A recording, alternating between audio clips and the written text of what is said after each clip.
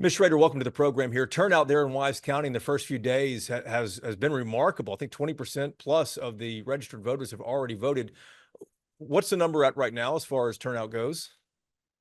As of last night, as of Wednesday night, we had 10,407 already here in Wise County. Give me context on this in Wise County there, Ms. Schrader. What's driving people to the polls right now? I think a number of things. We've always encouraged early voting. We anticipated high turnout for this election. We're breaking records. I think most counties in Texas are. And you guys have broken records compared to 2020 turnout, which 2020 turnout broke a lot of records. Where are we numbers wise right now compared cycle to cycle here? The 2020 turnout was record breaking, and we had a total of 25,000, a little over 25,000 vote in November 2020 election. After 3 complete days of early voting, so we're well on track to break. We've broken a record every single day. We've had lines every morning. So, the turnout. The weather's been great. That usually affects turnout, and a lot of people wanting to avoid long lines on election day and heeding the vote early when you can. Tell me how many people have turned out so far, and then what the total number of voters is there in Wise County. We have 56,000, slightly over 56,000 registered voters now in Wise County. We're a fast-growing county, like most counties are in North Texas right now. In comparison, in the 2020 election, we had approximately 45,000, almost 46,000 registered voters. So we have actually grown by 10,000 registered voters since the previous presidential election. Yeah, that's a significant growth there. Any idea? I know you probably don't track this, but any idea based on party with this turnout here? Are more Republicans voting than Democrats? Democrats and Republicans? What are you thinking here? We don't, of course, we don't know.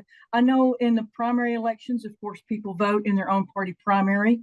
I know that Wise County historically votes around 85%, 83 to 85% Republican, and 13 to 15% Democrat, and those kind of track with what our last presidential and 2020 numbers were here. But no way to tell. There's just a lot of excitement, and people are turning out.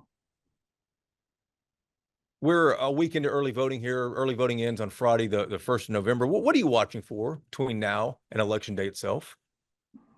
Just trends. We're trying to keep up with supplies. We prepared all summer, and we're historically the first 2 days and the last 2 days of early voting are always your busiest. So we really prepared for the end of next week. We expect long lines to ramp up the last 2 days of early voting, October 30th and 31st. So we're encouraging people to get out there before that and before election day. We do have lines right now, but I think they'll be worse at the end of next week. So the voters they're being patient for the most part. For the most part, have you had any issues? I believe there's one arrest that I read there in the Wise County Messenger. Yes, we always have. 99% of our voters are really they know the rules and they know the laws, and we do have always a few voters that don't want to follow the rules, and but we just follow state law and have them removed from the polling location. And but otherwise, voters have been patient. I'm glad they're waiting in line, and like I said, the weather's nice. They're having to stand outside. We've had lines every day before the polls open, which is a first since I've been here. That's a first for you, having lines every day before the polls open. Yes, it is. Really? Yes. And that excitement it's just interesting to me because we couldn't really get a gauge about whether the turnout this year would be bigger than 2020. But the fact that you're seeing people show up before the polls even open at 7 a.m. is pretty telling. Yes. Now, Ira County, the first week, we open at 8 a.m. Because your hours are governed by your population of your county. So we were 8 to 5 the first week, and then starting Saturday, we'll be 7 to 7 from there on. We'll be 12-hour days. But regardless, I think people are just taking advantage of early voting, and it's just been phenomenal. Like I said, the first couple of days and the last couple of days of early voting are always the heaviest. But in fact, we've been over we've been within 200 votes of the last 3 days of our totals we have of our 4 voting locations. Wow. Ms. Rader, how concerned are you about misinformation? There's a lot of misinformation out there. I have talked to my county chairs about this issue. I'm in close contact with them. We've had one allegation of vote flipping as this came up in the 2016 presidential and the 2020 presidential. Our machines don't do that. We're just encouraging voters to look at your screen, look at your electronic screen, make sure your selections are there when you print out that print vote record. Before you put it in the scanner to cast your ballot, double check it. If it is wrong, or you have perhaps not selected who you wanted to on the screen, our system allows us to spoil that ballot and issue a new one. So the voters need to be patient. Just make sure that their vote is correct on the screen. And then when they review the page that prints out, review that so that we make sure that they get to vote who they wanted to vote for. That's good advice. Are you concerned at all about security there in Wise County at your office? No, our sheriff's office does a very good job of patrolling our polling locations and taking care of us as far as any safety concerns.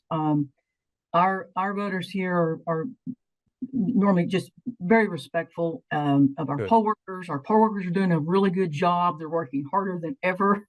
We're processing over 100 voters an hour, which is a pretty big task. And I haven't had any safety concerns come up yet. We discussed this a lot in our poll worker training classes, and a lot of cooperation from our sheriff's department on this issue. Have you had any issues at all getting precinct judges, people to help out and staff your polling locations? No, we've really been fortunate that we have plenty of workers. I thought we had more workers than we probably needed, but as it turns out, they're staying very busy. They don't have time to take many breaks during the day, and they're doing a really good job. So we were fortunate enough to have enough workers sign up, go through training back in September, attend our poll worker training classes, and we've ended up needing every single person that we recruited and our county chairs recruited. Wow. And then 2 last questions.